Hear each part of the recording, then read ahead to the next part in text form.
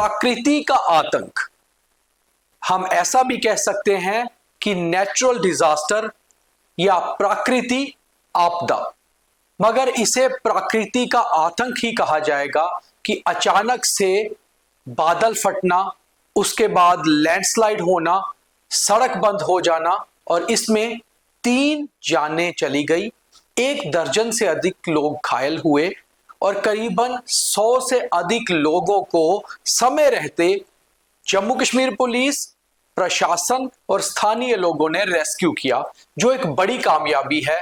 हालांकि जम्मू श्रीनगर राष्ट्रीय राजमार्ग बंद हो गया है कई जगह लैंडस्लाइड से, मगर फिर भी बहुत सारे लोगों को सेफली रेस्क्यू किया गया।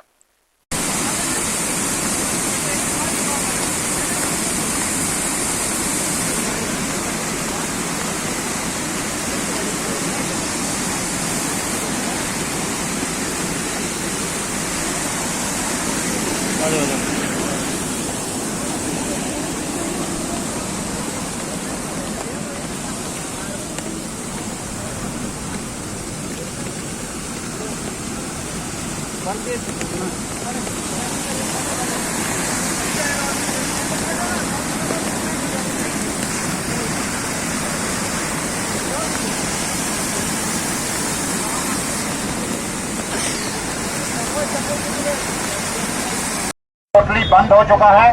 लैंडस्लाइड के आने की वजह से कम 2 दिन रोड नहीं खुलेगा। मेहरबानी करके अपने अपनी डेस्टिनेशन पे वापस चले जाएं। डोडा, किश्तवाड़, पत्नीटॉप, चनैनी, ये रोड खुला है, यहाँ पे आदमी जा सकता है, मगर श्रीनगर के लिए टोटली बंद है। तो मेहरबानी करके यहाँ से वापस चले जाएं। जब भी खुलेगा तो अपडेट देखकर आप अपनी डेस्टिनेशन पे जा सकते हो। मैं आपको दिखाया था ना, तमाम लोगों से अपील की जाती है, जो भी पैसेंजर यहाँ पे खड़े हैं जखैनी चौक में, ध्यान दें, Jammu Srinagar national highway totally बंद हो चुका है। सेरी रामबन में लैंडस्लाइड आने की वजह से कम 2 दिन रोड नहीं खुलेगा। तो आप अपनी अपनी डेस्टिनेशन पे वापस चले जाएं। जब भी रोड खुलेगा नेक्स्ट अपडेट देखकर अपने घर से निकलें। धन्यवाद। ट्रैफिक पुलिस नेशनल हाईवे आपकी सहायता के लिए हर वक्त हाजिर है। नमस्कार, मेरा नाम है दीपक खजूरिया, आप देख रहे हैं the news room 24 hours. Jammu Kashmir को जोड़ने वाले रामबन जिले में प्रकृति ने एक बार फिर से आतंक मचाया है। जी हां, पिछले करीबन 3 दिनों से लगातार मौसम विभाग एडवाइजरी जारी कर रहा था कि जम्मू कश्मीर में 18 से 21 अप्रैल तक मौसम खराब होने का पूरा अनुमान है। बीते दिन हमने एक लाइव में भी आपको बताया था कि एडवाइजरी जारी की गई है मौसम विभाग के द्वारा और उसमें साफ किया गया है कि जम्मू कश्मीर के ऊपरी पहाड़ी इलाकों में तेज आंधी, तूफान और बारिश आ सकती है। कई जगह ओलावृष्टि भी हो सकती है, हेल स्टॉर्म आ सकता है और ऐसे में कहीं पर कोई क्लाउड बर्स्ट भी हो सकता है। और एडवाइजरी के हिसाब से ही जो आज हुआ वो पहले से अंदेशा था। आज रामबन में सुबह तड़के तेज बारिश के साथ ही बादल फटने से अचानक से आई बाढ़ से लैंडस्लाइड हो गई। इस लैंडस्लाइड के होने से रामबन जिले में कई जगह जम्मू श्रीनगर राष्ट्रीय राजमार्ग बंद हो गया, जिसमें मेयाड हो, केला मोड़ हो, सेरी हो, रामबन मेन इलाका हो या उसके साथ साथ बनिहाल के कुछ इलाके हों। इन सब जगह लैंडस्लाइड आने से मल्टीपल लैंडस्लाइड से कई गाड़ियां रास्ते में फंस गई। हालांकि ट्रैफिक विभाग, रामबन पुलिस, उसके साथ साथ रामबन का प्रशासन और एसडीआरएफ की टीम्स ने बहुत तेजी से तुरंत काम करते हुए कई सारे लोगों की न केवल जान बचाई बल्कि उन्हें सुरक्षित स्थानों पर पहुंचाया भी गया। आखिरी जानकारी मिलने तक अभी भी करीबन 100 से 200 गाड़ियां इन लैंडस्लाइड के बीच में फंसी हुई हैं। यानी कि अगर कोई गाड़ी कहीं आगे निकल गई थी और वहां ट्रैफिक जैमिंग हो गई थी, पीछे भी लैंडस्लाइड हो गया, आगे भी वो गाड़ियां वहां फंसी हुई हैं।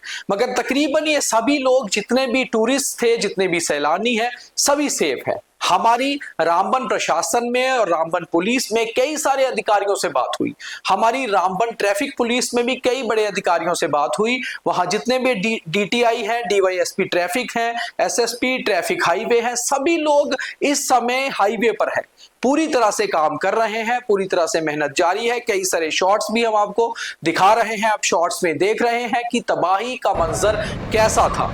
इस तबाही के मंजर में 3 स्थानीय लोगों की जानें चली गई, मगर इनमें से कोई भी टूरिस्ट नहीं था, तीनों लोकल हैं और रामबन की ऊपरी पहाड़ी गांव के रहने वाले हैं। अचानक से बादल फटने से तेज बारिश और अचानक से आई बाढ़ से हाईवे पे तो लैंडस्लाइड हुआ, रामबन के ऊपरी इलाकों में भी नुकसान हुआ। उसी इलाके में 3 लोगों की जान भी चली गई, 100 से अधिक लोगों को सुरक्षित स्थानों पर रेस्क्यू भी किया गया, इनमें कई सारे स्थानीय लोग भी थे। वहीं अचानक से पुलिस और प्रशासन एक्टिव हुआ, जब एक्टिव हुआ तो उसके बाद कई सारे टूरिस्ट को भी वहां से निकालकर सुरक्षित स्थानों पे भेजा गया।